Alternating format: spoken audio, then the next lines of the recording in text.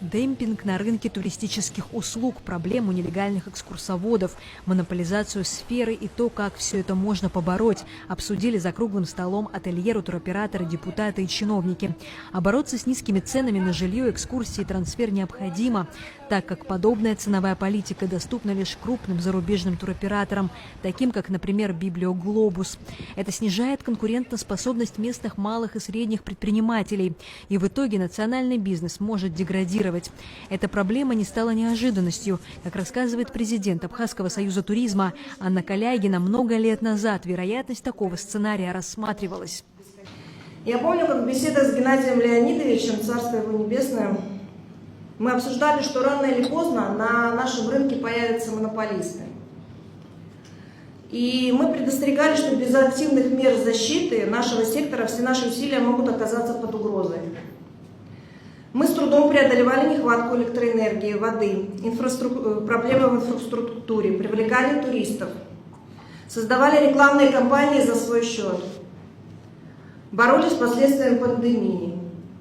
И вот когда, казалось, мы начали выходить на новый уровень, когда появилась возможность строить новые объекты, восстанавливать транспортное сообщение, и транспортное сообщение у нас теперь даже очень неплохое, логистика, самолеты, электрички. Мы сталкиваемся с тем, что наши достижения могут быть подорваны. И недобросовестная конкуренция, отсутствие адекватного регулирования негативно сказывается на всей экономике в Абхазии. Каким образом от демпинга страдает вся экономика, объяснила преподаватель кафедры географии биолого-географического факультета АГУ и сотрудник Минтуризма Кристина Лакербая. По ее словам, необоснованно низкие цены на жилье и транспортные услуги повлекут за собой негативный мультипликативный эффект. Мы сегодня в жестком блоке имеем около 8 тысяч койко-мест, а в общем у нас 40 тысяч. То есть спустя 5 лет мы потеряем всю вместимость, то, что мы имеем. То есть каждый год поэтапное увеличение жесткого блока – это потеря койко-мест, потеря всех объектов. То есть, да, я понимаю, каждый предприниматель получает все денежные средства, которые он запрашивает, и его не волнует, как дальше будет продавать его номер туроператор. Туроператор сегодня говорит, что я не ухожу в минус, я могу там демпинговать на цене размещения, но при этом транспортное сообщение. Буквально вчера мы смотрели поездка в Сухум-Москва, 1500 рублей стоит билет. То есть я не знаю, что за цена, но на такой цене, на цене трансфера, на цене размещения никто никогда не останется в прибыли. Соответственно, большие потери будут у нашего государства, и мы не получим тот доход в виде налоговых обеспечений, который мы планировали. Какого туриста мы принимаем? Тот турист, который приезжает сегодня за 300 рублей, я вас уверяю, он ничего не купит.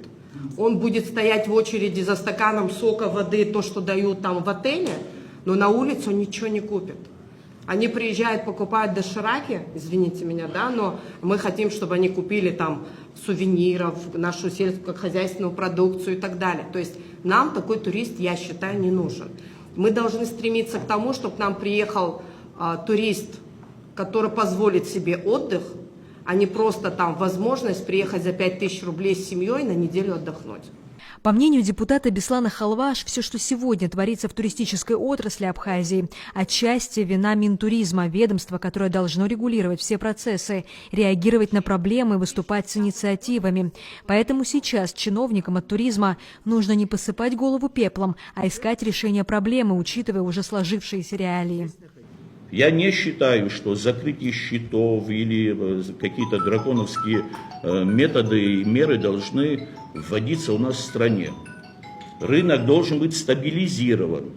И самое главное, и вот мои коллеги здесь сидят, самые главные предложения должны исходить от вашего ведомства, которое будет учитывать мнение вот всех наших коллег, которые здесь присутствуют и не присутствуют тоже.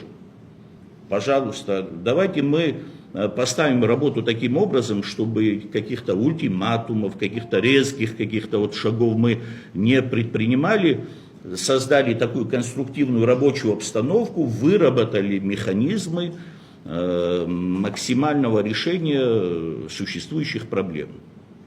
Но, по словам предпринимателей, ситуация зашла слишком далеко, и назвать ее можно просто – захватом рынка. В Очимчирах ситуация была. В прошлом году отель сдали Библиоглобусу. В этом году туроператор решил цену снизить. Понимаете? Снизить. А хозяин не захотел. Я его понимаю. Он остался без людей. Что происходит? Ну, мы все взрослые люди. Мы должны понимать, что на этот период времени идет захват рынка. Если кто-то этого не видит, ну я не знаю, идет захват рынка постепенный. Почему? Потому что сперва цена такая, потом она там август, сентябрь вырастет, да, еще что-то происходит. Из года в год цена будет понижаться. Те отели, которые так или иначе заключили договора, им на следующий год предложат цену поменьше. Я так предполагаю, мое мнение, может я не прав, вот, но при этом с каждым годом цена будет понижаться. Частный сектор, небольшие предприятия, размещения, которые находятся в округе, не смогут платить налоги, не смогут заработную плату выплачивать как следует, не смогут в конце концов вести свое хозяйство. В конце им будут предлагать, я так думаю, продайте свое предприятие, мы его купим. Если оно стоит 20 миллионов, мы за 30 купим. В течение 5 лет вот эта вся прибрежная территория будет выкуплена крупным бизнесом. И вот туда не сможет прийти ни один из нас. В Минтуризме предлагают решать проблему низких цен на места размещения установлением предельной цены, ниже которой туроператорам продавать койко-места будет запрещено. Мы встречались с представителями владельца большого номерного фонда. У него есть понимание, что это проблема, которую надо решать. Выход и решение из этой проблемы, как мы понимаем, это они же подписывают договор между туроператором и ательером по среднюю стоимость. Сейчас мы вышли с таким предложением, и нас тоже услышали, что при подписании договора они будут указывать, что туроператор будет продавать не ниже определенной стоимости, что, как бы, на наш взгляд, должно стабилизировать рынок, потому что такие ситуации происходили и в соседнем нашем регионе, в Сочи, в Краснодарском крае, там ательеры собрались и вот вышли с таким предложением к туроператору, и, на наш взгляд, там ситуация изменилась, цены стабилизировались. Кроме того, по словам Астамура Барциц, Абхазии необходимо бороться за более платежеспособного туриста и не превращать республику в место отдыха эконом-класса.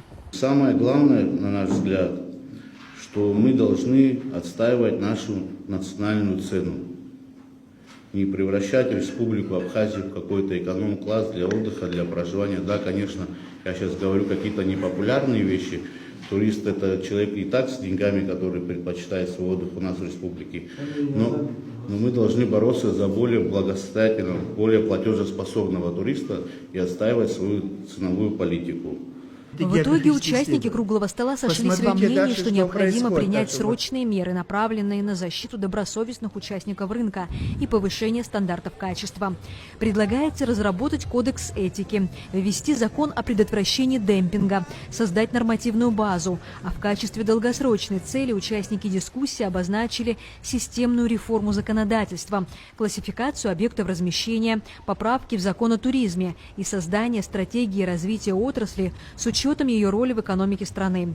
Для реализации всех предложений при Минтуризме будет создана рабочая комиссия с участием представителей бизнеса, научного сообщества, парламента и общественности. Марианна Котова, Турник Амичба, Абаза ТВ.